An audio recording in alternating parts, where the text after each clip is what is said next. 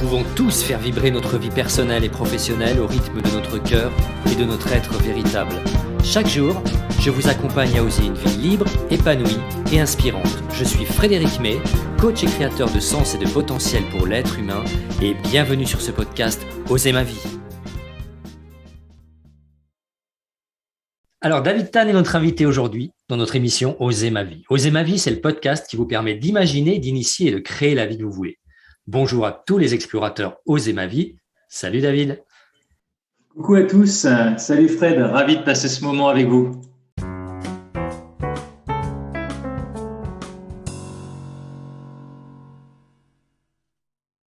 David, tu as 43 ans, c'est bien ça ? 45. Voilà, en général, il y a toujours un petit écart à ce niveau-là. Tu as 45 ans, tu es coach en vitalité et santé, ostéopathe et kinésithérapeute, et depuis 25 ans, tu explores avec passion l'art de la guérison et l'art d'améliorer sa santé et sa vitalité. Tu as par ailleurs écrit un livre, Revivre, retrouver naturellement votre santé, vitalité et plein potentiel. Tu proposes aussi 3 excellentes formations en ligne sur le sommeil, les 5 rythmes de vitalité, les 5 piliers de vie, formation que vous pouvez retrouver sur la plateforme de réussite personnelle et professionnelle Master Business, dont le lien figure dans la description. Et tu as l'initiative du projet Life Force, et tu as à cœur aujourd'hui de transmettre tous ces outils de régénération et ces piliers de vie et d'équilibre. Tu as beaucoup voyagé et découvert plus de 70 pays, tu as observé et expérimenté les méthodes naturelles de santé et les secrets de longévité à travers le monde. Et puis sur ce chemin, tu as intégré la méditation, la pleine conscience, les thérapies émotionnelles et d'autres approches encore. Et tu évolues également dans les arts martiaux que tu enseignes. Le sport en général est une grande passion. En 25 ans, tu as accompagné plus de 40 000 personnes issues de 80 nationalités différentes. Tout à fait. Tout ce parcours, cette richesse d'apprentissage, cette approche transdisciplinaire te permet aujourd'hui de partager et de proposer une vision très holistique et très personnelle du bien-être et des outils de régénération uniques dans nos sociétés occidentales. J'apprécie beaucoup ta posture rassurante et ton discours simple qui déclenche les prises de conscience et l'importance de la santé et de la vitalité pour une vie meilleure. Et ça donne vraiment envie de prendre soin de soi, je te le dis, et de commencer dès maintenant. Et si tu en es là aujourd'hui, si nous avons de la chance de bénéficier de tous tes apprentissages et tes approches, c'est parce que tu as osé. Tu as osé à plusieurs moments de ta vie faire des choix, sortir de ta zone de confort, explorer l'inconnu, chercher des solutions ailleurs. Et cela donne aujourd'hui un David humain, authentique et inspirant et des outils formidables. Alors David, je te remercie de tout cœur d'avoir accepté cette invitation dans l'émission Oser ma vie. Mais David, qui es-tu vraiment ? Merci Fred, merci pour cette invitation et merci pour ce petit résumé. Écoute, tu as déjà dit beaucoup de choses. Je pense que ce qui me caractérise, c'est que je suis un être humain qui cherche à grandir et à partager. Et sur ce chemin de vie, comme tu le disais, j'ai eu la grande chance de traverser plus de 75 pays maintenant, pas 70, mais 75 si je fais le compte. Je suis passionné de voyage depuis plus de 25 ans maintenant. D'abord et avant tout à la recherche de moi-même. Ça a été une quête pour me trouver à travers d'autres cultures, de me confronter à d'autres valeurs de vie. Et tout ça m'a fait énormément grandir et c'est devenu ma raison d'être maintenant, ce qui donne sens à ma vie et valeur à mes actes, de partager en fait tous ces outils que j'ai pu utiliser pour me réparer en tant qu'être humain, en tant qu'adulte et puis pour grandir. Et comme tu le sais, effectivement, comme tu l'as dit aussi, je suis professionnel de santé de formation, ostéopathe et kinésithérapeute. J'ai eu la chance d'accompagner énormément de personnes, puisque plus de 40 000 personnes de 80 nationalités différentes. Et du coup, ça m'a toujours permis en fait d'avoir une posture d'anthropologue et de sociologue et de voir en fait ce qui marchait, ce qui ne marchait pas dans les choses que je vais vous partager qui sont le plus important pour moi, que j'ai appelé la fondation de la vie. Et ces 3 choses, la fondation de la vie pour moi, Fred, et pour vous, mes amis, c'est en tout cas dans ma perception, ce que je peux vous partager, c'est que ma perception, c'est la santé, la vitalité et l'amour. Parce que si on n'a pas ces trois choses-là, si on n'est pas en santé, on est malade. Si on n'a pas de vitalité, on est crevé, on est fatigué tout le temps. Et si on n'a pas d'amour pour soi d'abord et ensuite pour les autres, ça pique. On se sent sans aucune valeur. Donc, dans mon chemin d'accompagnant, de professionnel de santé, et puis dans mon chemin à la rencontre de moi-même, très tôt dans ma vie, c'est devenu clair que ces trois choses-là, elles étaient fondamentales. Donc, du coup, tous mes voyages à la rencontre du monde, à ma rencontre, ça a été focalisé sur comment je peux nourrir ces trois aspects de la vie. Santé, vitalité et amour. Et on va en parler dans ton émission, Fred, sur les points communs. J'ai un esprit qui fonctionne en matching, qui voit tous les points communs de toutes ces cultures, les plus de 75 cultures que j'ai eu la chance de toucher du doigt, de voir les principes du vivant que ces différentes cultures utilisent pour nourrir santé, vitalité et amour. C'est vrai que ça me parle beaucoup parce que souvent, on souhaite évoluer, on souhaite progresser dans sa vie, mais on oublie les basiques, les fondements que sont la santé, la vitalité et l'amour. Et on essaie de construire là-dessus et ça donne jamais rien de bon, c'est plus difficile forcément. C'est la base. Je dis toujours, pour donner une métaphore, mes stagiaires le savent bien, les gens qui me suivent sur les réseaux sociaux, dans mes formations en ligne ou dans mes stages, Life Force, je dis toujours que ça, c'est la base, c'est la fondation de la vie. C'est la fondation, c'est la fondation sur laquelle vous allez construire votre maison. C'est important pour avoir une maison solide, d'avoir des fondations fortes, santé, vitalité, amour. Et la maison, je dis toujours que c'est nos projets de vie, nos rêves de vie, notre raison d'être. Et c'est important, ça se conçoit sur quelque chose. Il faut être en énergie. Si vous n'avez pas d'énergie de vie, de santé, de vitalité et d'amour, eh bien, simplement, c'est beaucoup plus compliqué de profiter de ce que la vie a à nous proposer en termes d'expérience. Que ce soit d'être papa, d'être maman, que ce soit sa carrière, que ce soit ses passions, que ce soit sa vie spirituelle, sa vie sociale. Si vous êtes en train d'avoir une pathologie neurodégénérative, un cancer, ou que vous ne dormez pas, c'est beaucoup plus compliqué de profiter de tout ça et de grandir à travers tous ces aspects. Donc, c'est vraiment, vraiment, vraiment, pour moi, la base à prendre soin. Mais comme tu as raison, merci David. Alors, si tu le veux bien, on va parler un petit peu de ton parcours. Et pour commencer, je voudrais savoir si ton enfance a contribué à t'amener là où tu es aujourd'hui. Bien sûr, je pense que l'environnement dans lequel on grandit, il est essentiel, il est vraiment déterminant. On dit, tu sais bien, il y a une chose qui me passionne, c'est la science de la longévité. La longévité, c'est d'abord pour moi comment on ramène des années à sa vie et de la vie à ses années. Ça, c'est essentiel. Et du coup, on voit à quel point son environnement, il est prédéterminant. On appelle ça l'épigénétique. Dans la science de la longévité, c'est déterminant entre 75 à 90% par rapport à son patrimoine génétique. Donc, bien sûr, la façon, le pays dans lequel on grandit, la famille dans laquelle on grandit, l'environnement dans lequel on grandit, il est très façonnant. Donc, oui, complètement. Moi, je suis biculturel, pardon. Mon papa est vietnamien. Ma maman est lorraine, tu vois, pas très loin de chez toi. Et du coup, forcément, cette biculture, elle a conditionné une passion pour le voyage. Tu vois, j'ai passé aussi 10 ans de ma vie en Asie, dont énormément d'années aussi au Vietnam, notamment. J'étais basé dans cette partie de l'Asie du Sud-Est. Donc, ça, c'est une grande richesse pour moi. J'ai la chance de parler plusieurs langues, de vivre maintenant. Enfin, ça fait 25 ans que je vis en dehors de France, mais je vis au Portugal. Donc, cette pluriculturalité, elle m'habite complètement et elle transpire dans tout ce que je transmets à travers Life Force. Et alors, qu'est-ce qui t'a donné envie ou qu'est-ce qui t'a poussé peut-être à un moment donné à t'orienter vers les voies de la santé et de la vitalité ? J'ai toujours été très touché, très curieux de comment prendre soin de moi. D'abord, ça a été une démarche qui était très autocentrée, plutôt égoïste au départ. Comment prendre soin de moi ? Et puis, vite, ça s'est tourné, ça s'est aussi transformé en prendre soin de moi, c'était prendre soin de mon entourage. Donc, quand cette démarche, quand ça c'est devenu clair, bien de m'orienter vers la santé, vers ce qui nous permet d'être en énergie, a été une suite complètement logique.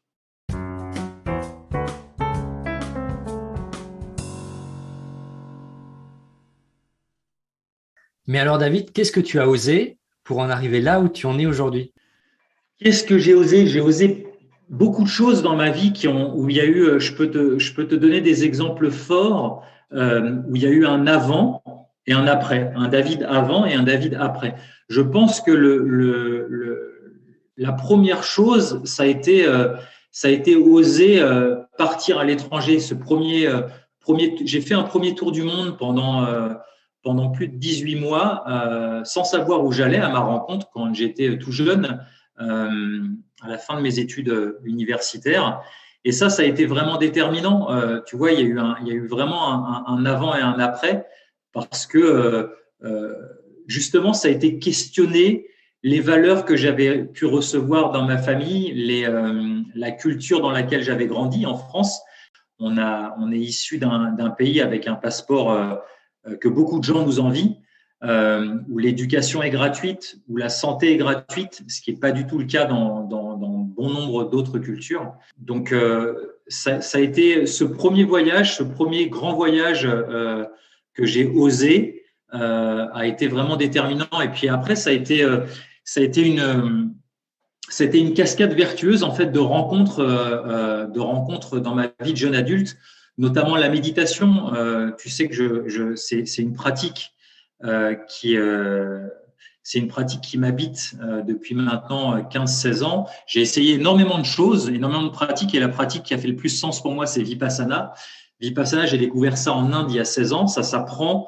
Vipassana, ça veut dire insight, regarder la réalité telle qu'elle est, avec d'autres yeux. Et c'est une forme de méditation très simple, très pure et très profonde, qui permet de nettoyer le filtre à travers lequel on expérimente sa vie, c'est-à-dire son esprit. Et ça s'apprend avec 10 jours de silence, où on s'assoit 14 heures par jour. Je peux te dire que pour moi, en tout cas au départ, ça a été terrifiant il y a 16 ans, d'être avec moi assis sans aucun moyen de distraction pendant 10 jours, à méditer toute la journée, 14 heures par jour. Et puis tu vois, c'est devenu quelque chose qui est extrêmement reposant pour moi. J'ai fait depuis ce temps-là 12 retraites, donc j'ai passé plus de 120 jours en silence dans ma vie. Et donc ça a été osé aussi, tu vois. Il y a clairement un avant et un après, d'observer, parce qu'il y a énormément de choses qui remontent. Je pense que c'est peut-être l'expérience la plus difficile et la plus belle que j'ai fait, en tout cas les 2 premières fois. Après, forcément, ça devient, on rentre dans le subtil. Le froid, notamment, tu sais que dans mes stages, dans toutes mes formations que vous pouvez retrouver, comme tu l'as dit, sur Master Business, mais aussi sur mon site lifeforcewithyou.com, tout ce que je propose, je travaille énormément avec la loi physiologique de l'hormèse, c'est-à-dire comment renforcer son système immunitaire, comment renforcer son corps et son esprit. Donc moi, j'utilise énormément cette loi, ce grand principe du vivant pour nous renforcer dans tous les aspects de notre être. Et notamment, il y a une pratique, une des portes d'entrée de l'hormèse physique, c'est l'exposition volontaire au froid, qui a été très médiatisée par Wim Hof, avec lequel aussi je me suis formé. Et notamment, moi, j'ai beaucoup plus été touché par Maurice Debar. On a un yogi du froid en France, qui a 91 ans, qui est extrêmement inspirant et qui pratique et qui transmet le Tummo. Le Tummo, ça veut dire comment réveiller son feu intérieur. C'est ce yoga du froid qui nous vient des Tibétains. Donc clairement, d'aller se baigner dans des lacs de montagne sous la supervision de Maurice, que j'ai rencontré il y a 7-8 ans maintenant, dans des lacs à 1 degré où tu restes 20 minutes, il y a un avant, il y a un après. Il y a un avant, il y a un après, parce qu'il y a un engagement de tout ton être. Alors ça s'apprend, hein, et on fait pas ça réveille justement son immunité. Donc il y a des grands principes à respecter, mais il y a clairement un avant et un après. Moi, c'était une de mes plus grandes terreurs, le froid. J'étais extrêmement frileux. Donc de transcender ça a été quelque chose de très fort. Oser, un des deuxièmes grands principes de l'hormèse, c'est la privation volontaire de nourriture, donc le jeûne, pas la famine. Hein. La famine, c'est une privation involontaire. Le jeûne, qui déclenche toute une cascade vraiment, j'ai envie de dire, neurovertueuse. Je sais qu'on a la neuroscience en commun, en patient tous les deux. C'est neurovertueux parce que ça déclenche toute une cascade vertueuse au niveau neuro-hormonal, notamment qui s'apprend, notamment ça commence avec le jeûne intermittent. Mais la première fois que j'ai fait un jeûne d'1 semaine, il y a un avant, il y a un après. Voilà, différents exemples. Il y en a d'autres, hein, notamment à travers les arts martiaux aussi que tu as cité. J'ai beaucoup cherché aussi dans l'anthropologie du soin à travers tous ces voyages, mais j'ai beaucoup aussi cherché à travers l'anthropologie de la violence pour comprendre la violence déjà que j'avais en moi, la violence qu'il y a autour de nous. Et ça donne des clés, ça me donne des clés maintenant pour mieux accompagner, je pense, les gens au niveau de la gestion de stress et la gestion des émotions, qui est finalement la première chose que j'enseigne à Life Force. Parce que si on ne sait pas prendre soin de ses émotions et de son stress, on a beau avoir des pratiques de bien-être, on fait 3 pas en arrière dans la journée parce que dans la journée, il va toujours se passer des choses qu'on ne souhaite pas ou des choses qu'on souhaite ne vont pas arriver. Comment on gère ça? Et ça, c'est essentiel, surtout dans les temps qu'on traverse en ce moment. Voilà, mon frère. Ok, merci. Donc, sur ton riche parcours, est-ce que tu te souviens, aussi loin dont tu peux te souvenir, ton plus gros obstacle? J'ai envie de te dire que mon plus gros obstacle, Fred, c'est comme la quasi-majorité des gens que j'ai accompagnés, c'est son propre esprit. Exactement, c'est soi-même, son propre esprit. Tu sais qu'on a un défilement mental en permanence. Les amis, vous avez 60 000 pensées par jour. Ça, c'est pas moi qui dis, c'est les travaux du docteur Paul Amen.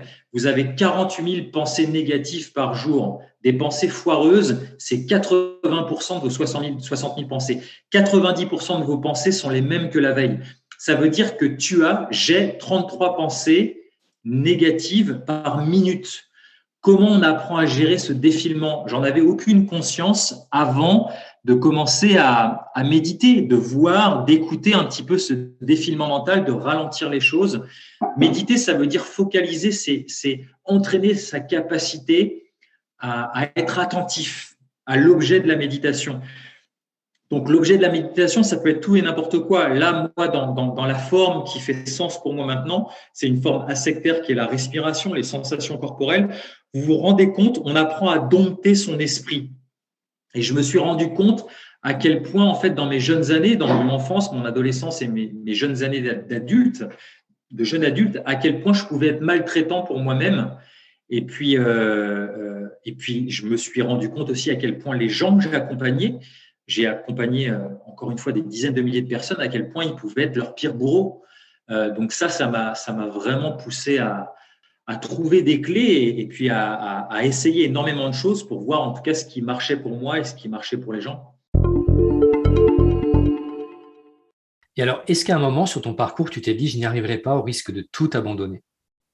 Bien sûr, il y a eu des moments où encore une fois on est confronté à son esprit. Ça, c'est des jeux de l'esprit, c'est des jeux de l'esprit, des jeux de l'ego, d'avoir ses pensées.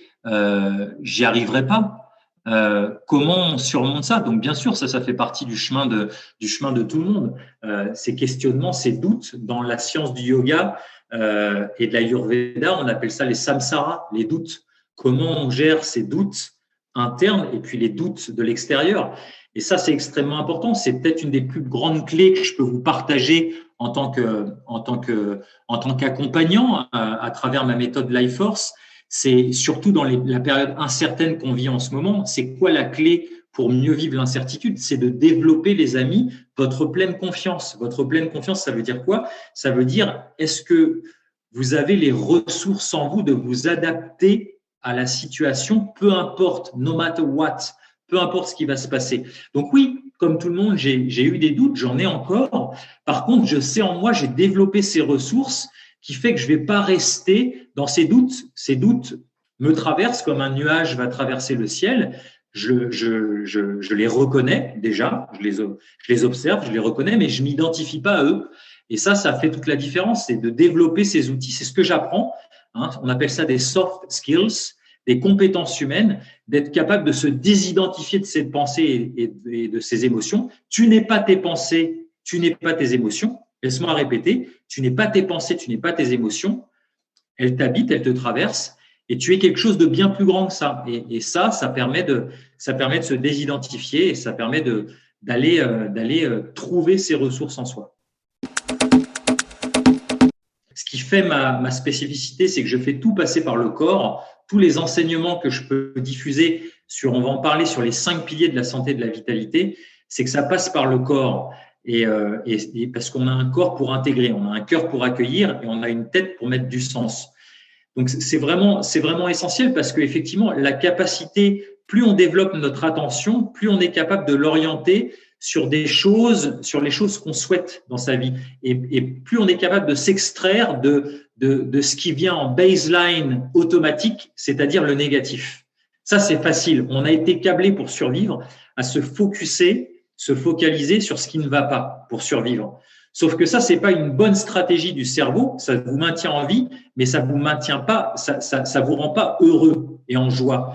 La mission du cerveau, c'est pas que tu sois heureux et en joie, c'est que tu sois vivant, c'est que tu sois donc c'est important de comprendre ça, de comprendre que c'est important. On dit en anglais, we wire neural pathways.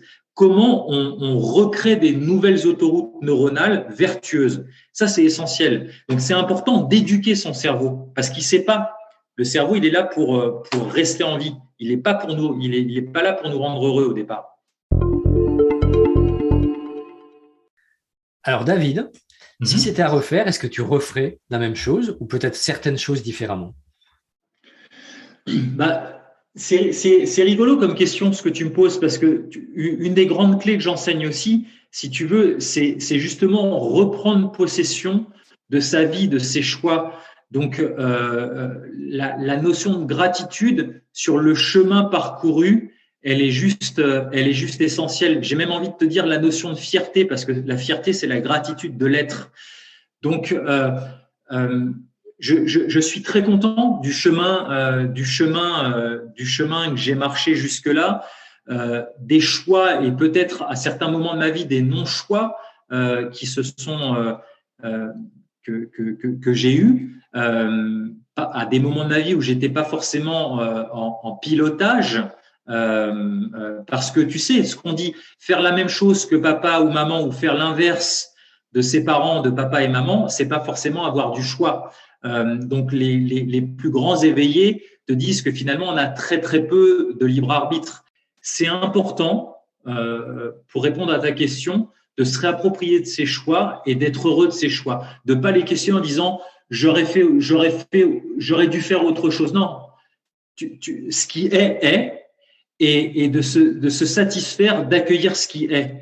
Donc ce serait, je pense, se mettre dans une posture inconfortable et maltraitante de se dire j'aurais dû faire autrement.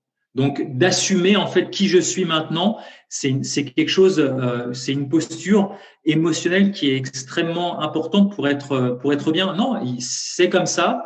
David, il est ce qu'il est aujourd'hui grâce à tous les obstacles, grâce à toutes les belles rencontres, grâce à tous les embûches, grâce à toutes ces blessures qu'il a rencontrées dans sa vie, et ça n'est pas autrement. Ok, c'est top. Moi, je dis toujours aussi, effectivement, le choix qu'on fait, c'est toujours le meilleur choix à un moment donné. Effectivement. Tout à fait.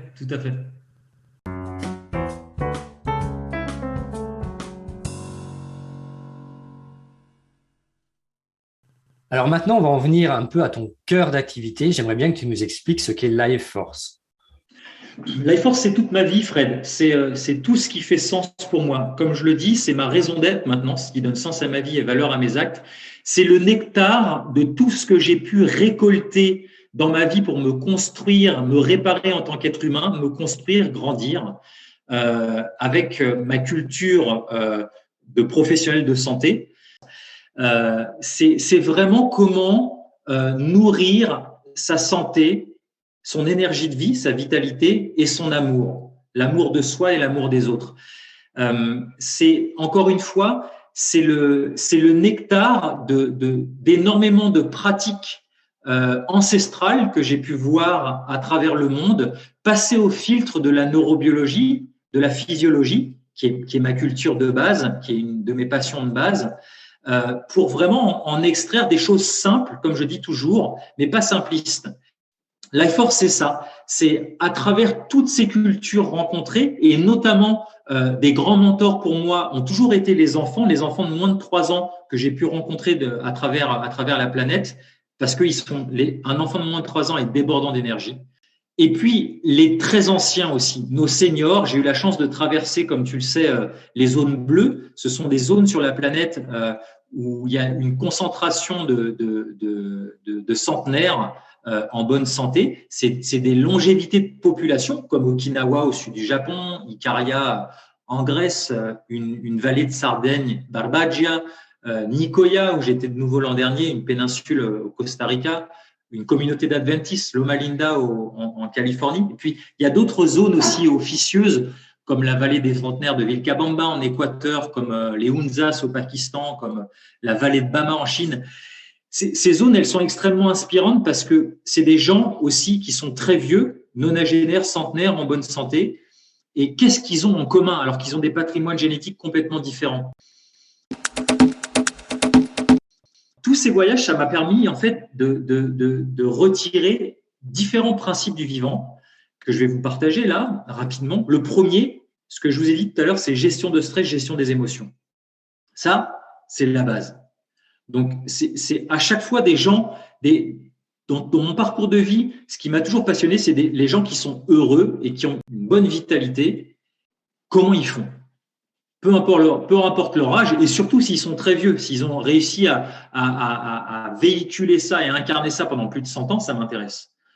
Et ben à chaque fois, ce sont des gens qui savent gérer leurs émotions et qui savent gérer leur stress. Il y a des principes derrière, on en parlera. La deuxième chose qui revient toujours, c'est ce que j'ai appelé des gens qui maîtrisent les clés de la santé et de la vitalité, et il y a toujours 5 piliers qui reviennent. Le premier des piliers qui revient, c'est toujours les rythmes de vie. C'est des gens qui vivent heureux et longtemps. Ce sont des gens qui savent gérer leur rythme de vie, c'est-à-dire notamment dormir. Dormir, ça s'apprend. Le deuxième pilier, c'est la nutrition. C'est pas seulement la bouffe, c'est comment on nourrit chacun de ses sens. Ça, c'est essentiel.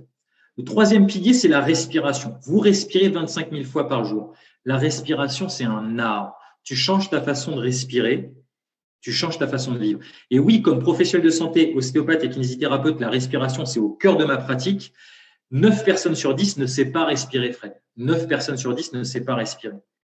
Le quatrième pilier, c'est le mouvement. Je ne vous parle pas d'exercice physique, je vous parle de mouvement. Le cerveau humain est designé pour le mouvement. Le fait qu'on échange tous les deux là, c'est simplement une succession de contractions musculaires qui font émettre des sons. Donc, le cerveau humain, même si vous êtes sportif, est-ce que vous avez suffisamment de mouvement naturel dans votre vie? Ça, c'est hyper important. Et le dernier pilier pour santé, vitalité, c'est l'état d'esprit, le mindset. C'est essentiel. La qualité de nos vies dépend de la qualité des questions qu'on se pose. C'est intimement lié à la qualité des questions qu'on se pose. On n'aura probablement pas toutes les réponses à nos questions dans notre vie, mais on est complètement capable d'influencer la qualité des questions. Si à chaque fois tu te demandes mais pourquoi je suis nul à ça ou pourquoi j'y arrive jamais, pourquoi j'ai fait ce choix-là, ce mauvais choix, ben c'est quelque chose qui forcément va entraîner une réponse vicieuse. Alors que si tu apprends à gérer ta narration interne, ton discours intérieur et à rephraser, quel est le cadeau derrière cet obstacle, comment je vais mieux faire la prochaine fois, ben là tout de suite, tu t'adresses à ton subconscient d'une façon complètement différente où il va aller piocher des réponses qui vont être forcément vertueuses parce que la question est bien formulée. Donc ça, dans mon parcours de vie, dans tous ces voyages, ces 5 piliers, encore une fois, rythme de vie, nutrition, des 5 sens, mouvement, respiration et mindset, c'est déterminant. Et là, le dernier aspect, la dernière partie, la première, c'est gestion de stress, gestion des émotions. La deuxième, c'est ces 5 piliers qu'on vient de voir. Et la dernière partie de Life Force, qui est le bouquet final, qui donne sens à la gestion de stress et à la gestion des émotions, à maîtriser les clés de la santé et de la vitalité, c'est la raison d'être et les rêves de vie. Pourquoi tu veux être en santé, en énergie, en amour? Qu'est-ce que tu veux faire de toute cette santé, de toute cette énergie de vie que tu sais maintenant cultiver et de tout cet amour? Qui tu veux être? C'est quoi tes rêves? Ça, c'est essentiel, essentiel. On appelle ça au Japon, dans la zone bleue d'Okinawa, l'ikigai. On appelle ça le plano de vida en Amérique du Sud, notamment à Nicoya, en Amérique centrale, je devrais dire. pour les centenaires d'avoir voilà, qui on veut être. Et ça, c'est vraiment essentiel. Donc, c'est ces trois aspects que j'aime transmettre maintenant à Life Force, qui sont basés sur des principes. Tout ça, c'est principiel, hein, c'est pas des recettes, c'est pas des techniques. On joue avec les principes du vivant. La gestion des émotions, la gestion du stress, c'est pas compliqué. Il y a des principes. Être en santé, en vitalité, vieillir en bonne santé, c'est possible et ça s'apprend. C'est basé sur des principes. Et la raison d'être et ses rêves de vie, c'est pas la trouver, c'est la refaire contacter, de reprendre contact avec elle, avec ce qui se passe dans notre intériorité, dans notre cœur, c'est déjà là. Et c'est basé sur des principes aussi. Et ça, je m'aperçois à travers les années. Maintenant, Life Force a plus de 4 ans. Alors avant, je faisais ça sous un autre nom, mais là, c'est vraiment raffiné. Hein. J'en ai fait un livre, comme tu l'as dit, Revivre. Il y a 356 pages, il y a plusieurs formations en ligne. Donc, l'histoire qu'on raconte dans les stages de 2 jours, Renaissance, ou les stages de 6 jours, Ascension, ils permettent aux gens d'aller planter soit ces graines sur ces 3 aspects, soit, si les graines sont déjà plantées, de comment bien les arroser pour faire nourrir ça et développer ça dans ces aspects dans leur vie. Ce que j'ai envie de dire maintenant, c'est extrêmement urgent avec ce qui est en train de se passer, de changer cet égrégore, de proposer autre chose. Il y a vraiment un égrégore, un champ morphique, ça c'est les travaux de Rupert Sheldrake. Il y a une vibration de peur et d'incertitude autour de nous. On a vraiment besoin de s'allier en ce moment pour proposer une vibration bien plus haute de confiance. On a les ressources. Et mes rêves de vie, mes projets de vie, vos projets de vie, vos rêves de vie ne sont pas indépendants, peuvent être réalisés, peu importe ce qui se passe à l'extérieur, quoi. Vivre à travers mes valeurs peut être réalisé, peu importe ce qui se passe à l'extérieur. Et ça, c'est vraiment hyper important, je pense, maintenant. On a besoin de ça maintenant, quoi. On a besoin de vibrer au-dessus de ces incertitudes et de vibrer cette confiance, de retrouver nos ressources pour avoir une vie heureuse et harmonieuse. Alors, est-ce que tu pourrais faire un cadeau aux auditeurs et leur donner 3 premières clés pratiques et puissantes pour booster leur santé et leur vitalité, des petites clés qu'ils pourraient utiliser au quotidien? Oui, bien sûr. La première que j'ai envie de vous partager, qui est très simple, si vous êtes novice dans le monde de la respiration, qui est encore une fois un game changer, ça change la donne. C'est quand vous vous levez le matin, quand vous vous réveillez, le premier biohack, ma grande passion en fait, c'est le biohacking, comment implémenter des choses simples et pas simplistes, qui à des moments stratégiques, qui vont changer votre vie en fait avec très peu d'efforts. Eh bien, c'est le matin quand vous vous levez, commencez par faire une cohérence cardiaque pendant 3 minutes, c'est-à-dire 18 respirations en conscience. Tu inspires sur 5 secondes par le nez et tu expires par le nez sur 5 secondes. On va le faire juste une fois ensemble. Inspire, 2, 3, 4, 5. Expire, 2, 3, 4, 5. Juste ça. Vous me faites ça 18 fois d'affilée, ça fait 3 minutes. J'inspire sur 5 temps, je souffle sur 5 temps. J'inspire par le nez. Pourquoi? Parce que quand j'inspire par le nez, quand je suis en conscience, je respire. Tu respires, tu devrais respirer toujours par le nez parce que les sinus nasaux vont sécréter de l'oxyde nitrique. C'est un gaz, un dérivé de l'hélium qui permet de mieux assimiler l'oxygène au niveau des alvéoles pulmonaires, qui permet d'ouvrir les voies aériennes supérieures, qui est en plus bactéricide et qui est antiviral aussi. Donc, quoi de mieux maintenant que de faire ça? Donc, respirer par le nez en conscience, cohérence cardiaque pendant 3 minutes, ça va apaiser tout votre système nerveux. Ça va connecter votre système nerveux parasympathique, celui qui régule le stress. Et ça va permettre d'infuser ces 18 respirations le matin quand vous vous réveillez. Vos ondes cérébrales, elles s'accélèrent. Et c'est un moment en neurosciences qui est stratégique pour implémenter une habitude vertueuse. Vous passez d'ondes alpha à des ondes bêta, à un état de vigilance.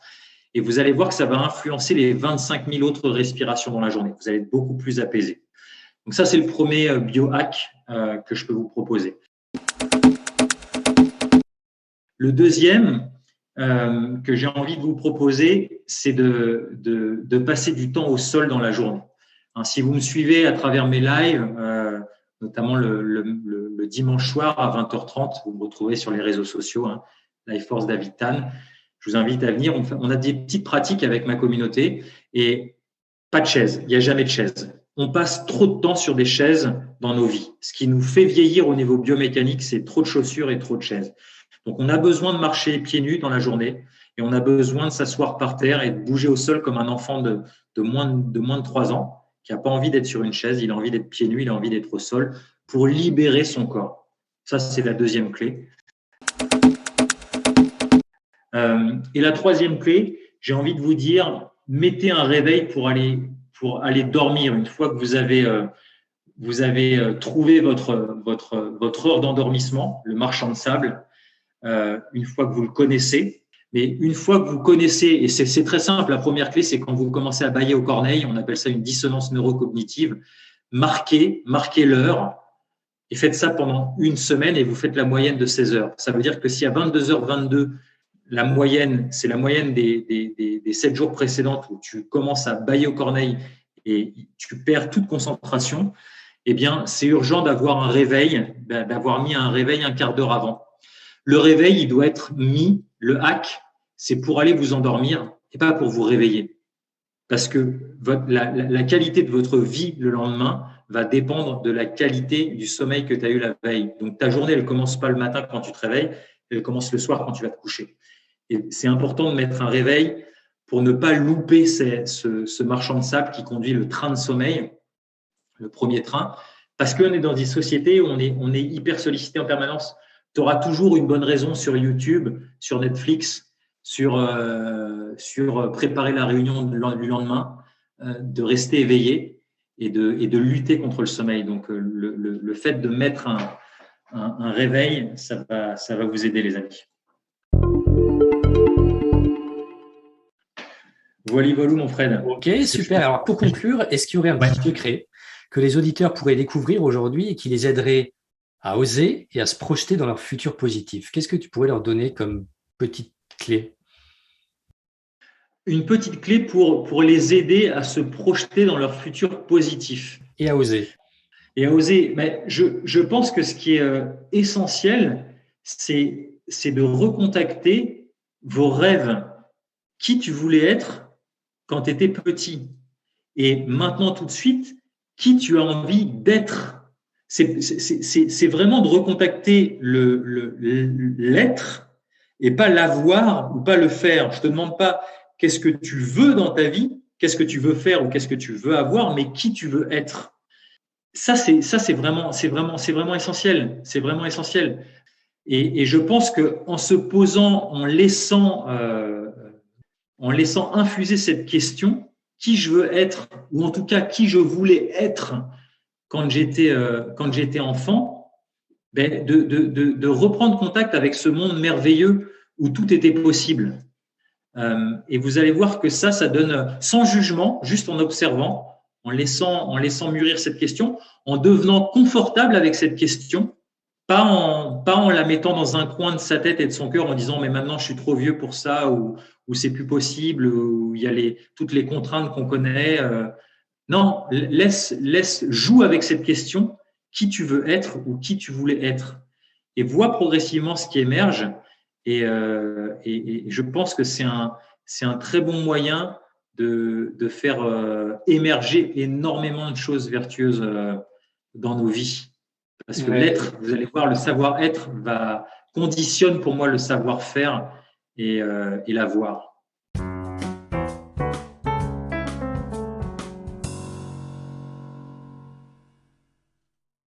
Si tu as encore 5 minutes. Avec plaisir. On va terminer par notre instant question-réponse flash. Je te pose une question, une affirmation et tu réponds du tac au tac. OK pour toi? Allez, avec plaisir. Si tu étais une fleur, tu serais?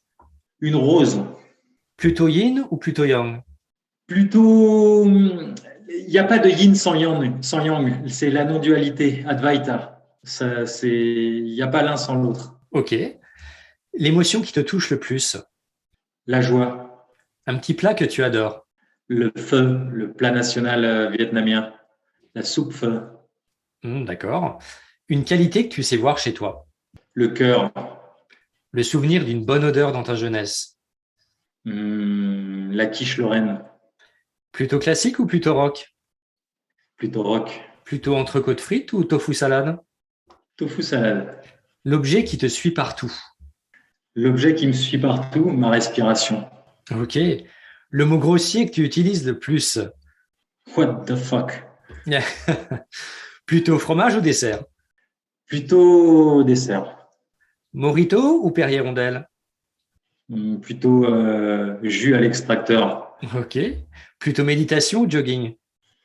Les deux, mon cher. Les deux, mon cher. D'accord. Le nom de ton doudou quand tu étais enfant?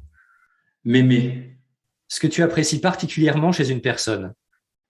le cœur. Alors, merci David pour ta sérénité, ça fait vraiment du bien. Merci pour ton expertise et pour ton humanité.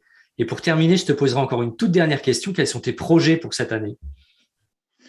Mes projets pour cette année, c'est de développer des coachs, de former des coachs Life Force. Maintenant, il est temps. Tu sais, je vis au Portugal.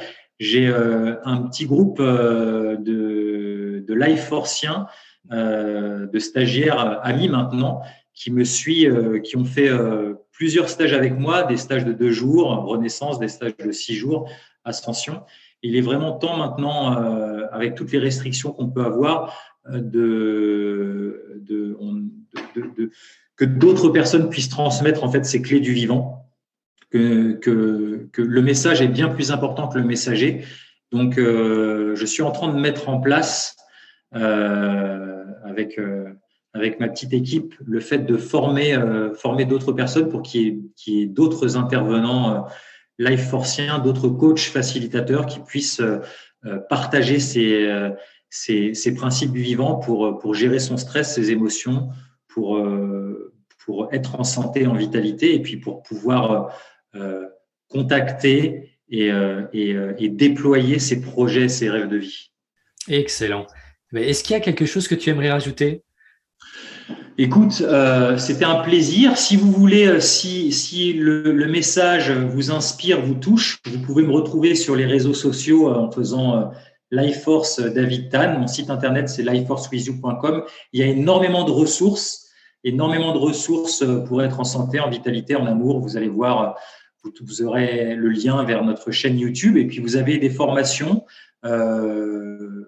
sur lesquelles j'ai pris beaucoup de plaisir à faire pour vous les partager, notamment sur l'hormèse, comment renforcer son immunité, sa santé, son système immunitaire émotionnel, notamment sur le sommeil, sur les fondamentaux de la méthode Life Force.